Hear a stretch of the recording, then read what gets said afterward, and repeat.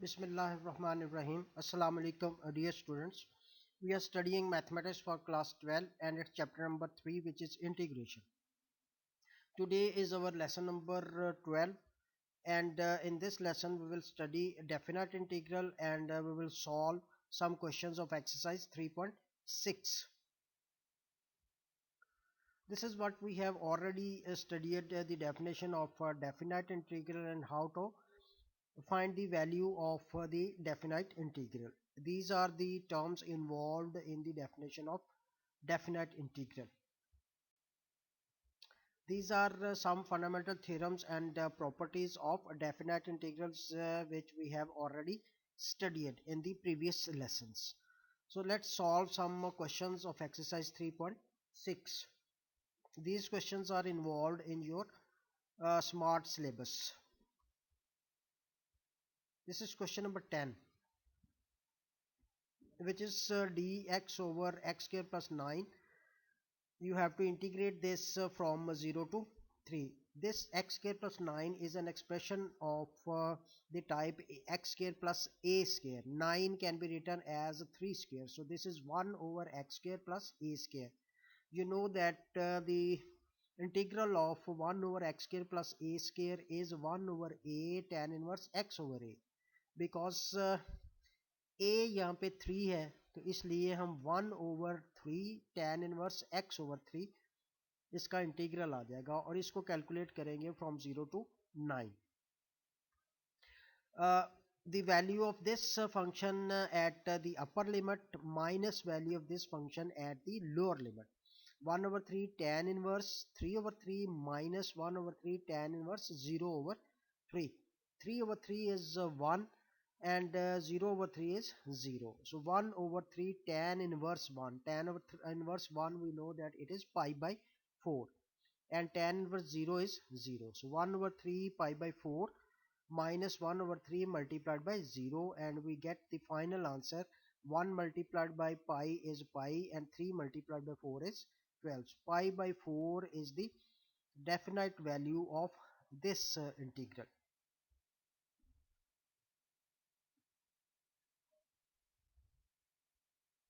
Question number 11. The question is integrate cos t from pi by 6 to pi by 3. We know that the integral of cos t is sin t. Find the value of this from pi by 6 to pi by 3. Putting pi by 3 for t, the upper limit, sin pi by 3 minus sin pi by 6. Sin pi by 3 is square root of 3 by 2. Pi by 3 means 60 and sin 60 is square root 3 by 2. और sine pi by 6 30 होता है और sign 30 की value 1/2 होती है. तो calculator अगर आपके पास वो है जिसमें एंगल्स की वैल्यू स्क्वायर रूट की फॉर्म में देता है तो वो वाला कैलकुलेटर यूज़ कीजिएगा. इसमें डेसिमल वैल्यूज वाली वैल्यू अगर आप यूज़ करेंगे तो वो गलत हो जाएगा. Simplifying this 2 is the LCM और फाइनल आंसर हमारा आ गया स्क्वायर रूट ऑफ 3 माइनस 1.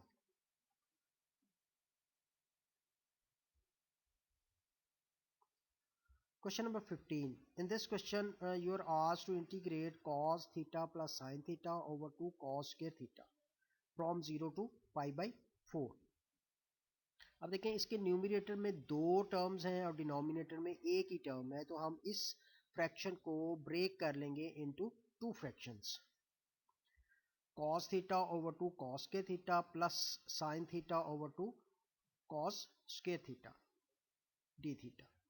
अब ये cos थीटा स्क्वायर जो है वो cos थीटा से कैंसिल हो जाएगा, तो आपके पास 1/2 cos थीटा आ जाएगा plus sin theta over cos theta और cos थीटा. cos के थीटा को ब्रेक कर लिया हमने, cos theta multiplied by cos theta. ये sin theta over cos theta tan theta हो गया और 1/cos थीटा secant थीटा. सो आपके पास सिंप्लीफाइड फॉर्म में ये आ गया 1/2 integral of secant theta d theta from 0 to pi by 4 plus 1/2 integral of secant theta tan theta from 0 to pi by 4. अब इस पे हम इसको इंटीग्रेट कर लेंगे. पिछली लेसन्स में हमने पढ़ा था कि इंटीग्रल ऑफ सीकेंट थीटा जो है वो log of secant theta plus tan theta होता है। तो 1/2 log of secant theta plus tan theta, इसकी वैल्यू हमने कैलकुलेट करनी है फ्रॉम 0 to π/4, देन प्लस 1/2 और सीकेंट थीटा टैन थीटा जो है वो इसका इंटीग्रल है सीकेंट थीटा, क्योंकि सीकेंट थीटा का derivative secant theta tan theta होता है। टैन थीटा सीकेंट थीटा का इंटीग्रल जो है वो सीकेंट थीटा आ जाएगा, और इसको भी कैलकुलेट करेंगे फ्रॉम 0 to π/4। अब इसमें हमने लिमिट्स पुट करनी है। पहले अपर लिमिट पे इस फंक्शन की वैल्यू सारे की, और फिर माइनस लोअर लिमिट पे इस फंक्शन की value. Similarly the value of this function at upper limit minus the value of this function at lower limit which is 0. So it is 1/2 log secant π/4 plus tan π/4. This is the value of the function at upper limit. Then minus log secant 0 plus tan 0. This is the value of the function at lower limit. Then plus 1/2 secant π/4 is the value of the function at upper limit, minus secant 0 is the value of the function at lower limit.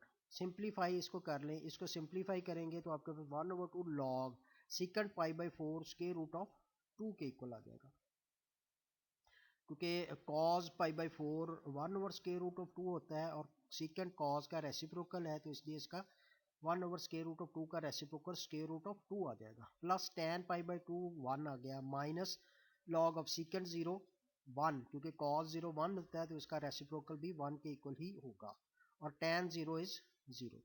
Then plus 1/2 secant π/4 again square root of 2, और minus secant 0 is 1. So 1/2 log square root of 2 plus 1 minus ये log 1 plus 0 1, और log 1 जो है वो 0 के equal होता है, plus 1/2 square root of 2 minus 1. This is 1/2 log square root of 2 plus 1 plus square root of 2 minus 1. इसको further भी सिंप्लीफाई किया जा सकता है।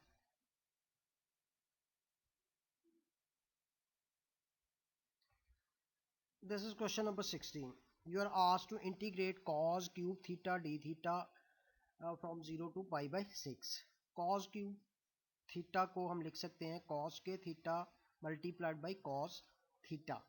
cos square theta is equal to 1 minus sine square theta cos theta. Bracket remove करेंगे तो cos theta 1 से multiply होके cos थीटा, और cos थीटा साइन स्क्वायर से मल्टीप्लाई होके sine square theta cos theta आ जाएगा। अब ये दो इंटीग्रल हैं, एक है cos थीटा और एक है sign square theta cos theta. cos theta का इंटीग्रल साइन थीटा, इसको कैलकुलेट करेंगे फ्रॉम 0 to π/6 माइनस। अब देखिए ये एक रूल बनता है कि आपने पढ़ा था कि अगर फंक्शन पावर वाला फंक्शन साथ उसके कॉस उसका डेरिवेटिव मल्टीप्लाई हो रहा हो तो उसका इंटीग्रल होता है एज पर रूल उस फंक्शन पावर वाले फंक्शन की एक पावर को इंक्रीज कर देते हैं और वही वाली पावर जो है उसके डिनोमिनेटर में आ जाती है।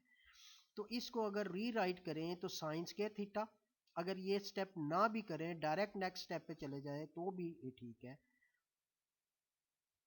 कॉस थीटा को हमने लिख लिया कि ये साइन थीटा का डेरिवेटिव है। अब नेक्स्ट स्टेप में क्या होगा कि इसकी वैल्यू कैलकुलेट कर लें, साइन π/6 माइनस साइन 0 अपर और लोअर लिमिट पे माइनस ये यहाँ से डायरेक्ट आप ये वाला स्टेप भी लिख सकते हो, ये अगर आप नहीं लिखना चाहते तो आपको पता है कि फंक्शन साथ उसका डेरिवेटिव मल्टीप्लाई हो रहा हो तो फिर उसका इंटीग्रल होता है कि हम उस फंक्शन की एक पावर ऐड कर देते हैं और वही वाली पावर जो है वो नीचे डिनोमिनेटर में आ जाती है।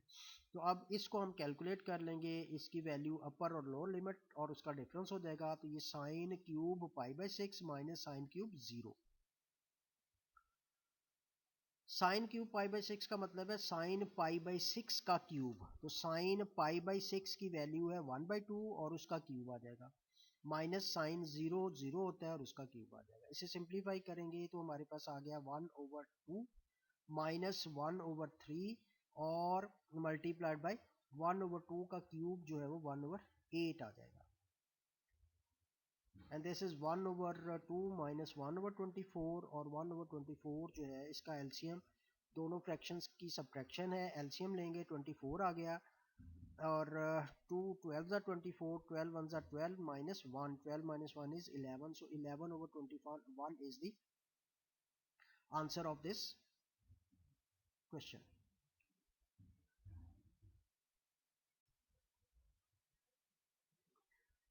Question number 18. Integrate cos 4t dt from 0 to pi by 4. We can write cos 4t as cos k t whole square. अब cos के t आपको पता है कि हम जब भी cos के t होगा उसको रिप्लेस करेंगे 1 प्लस cos 2t ओवर 2 से और इस सारे का फिर स्क्वायर. इस तरह का क्वेश्चन आप पिछली एक्सरसाइजेज में भी कर चुके हो इनडेफिनाइट इंटीग्रल में. 1 plus 2 cos 2t plus cos square 2t over 4. 1 plus 2 cos 2t plus cos square 2t 4 जो है वो डिनोमिनेटर में है तो 1/4 बन के इंटीग्रल से बाहर आ गया क्योंकि ये कांस्टेंट है और कांस्टेंट इसके इंटीग्रल से मल्टीप्लाई हो जाएगा. Now there are three functions 1 plus 2 cos 2t और cos square 2t. यहाँ पे फिर cos square 2t है तो cos square जब भी होगा cos square वाला फंक्शन उसको हम रिप्लेस करेंगे 1 plus cos of 4t over 2. इसका एलसीएम 2 सबसे मल्टीप्लाई हो जाएगा. ये 1/4 2 plus 4 cos 2t plus 1 plus cos 4t over 2.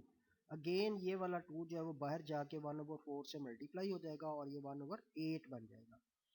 और ये 2 plus 1 3 4 cos 2t plus cos 4t dt. 1/8 3 का integral t 3t 4 cos 2t 4 वैसे ही आ जाएगा. cos 2t cos का इंटीग्रल होता है साइन तो साइन 2t और 2t का डेरिवेटिव 2. cos का डेरिवेटिव होता है साइन और cos 4t का इंटीग्रल cos का इंटीग्रल होता है साइन cos 4t का इंटीग्रल साइन 4t और 4t का डेरिवेटिव जो है वो डिनोमिनेटर में आ जाएगा और इसको हम कैलकुलेट करेंगे फ्रॉम 0 टू पाई बाई 4. ये तीन फंक्शंस हैं 1 2 और 3. 1/8 बाहर है ब्रैकेट से.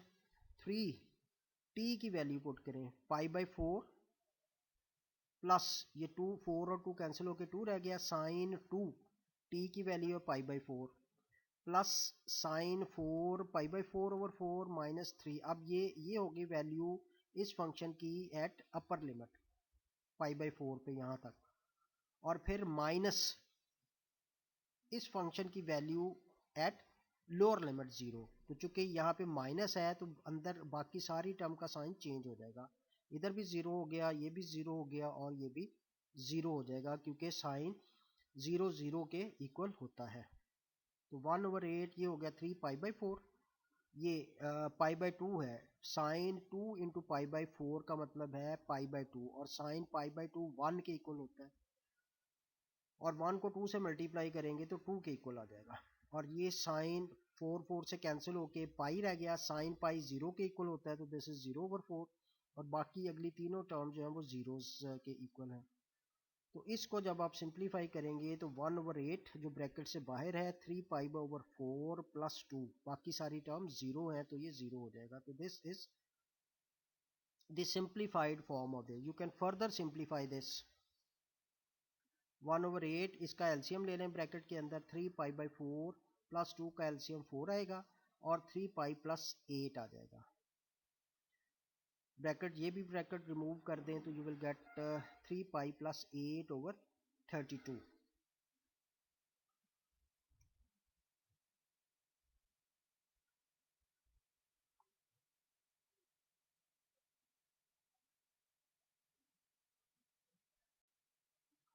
This is my profile. Practice makes knowledge perfect. So keep doing practice. Thank you for watching and Allah Hafiz.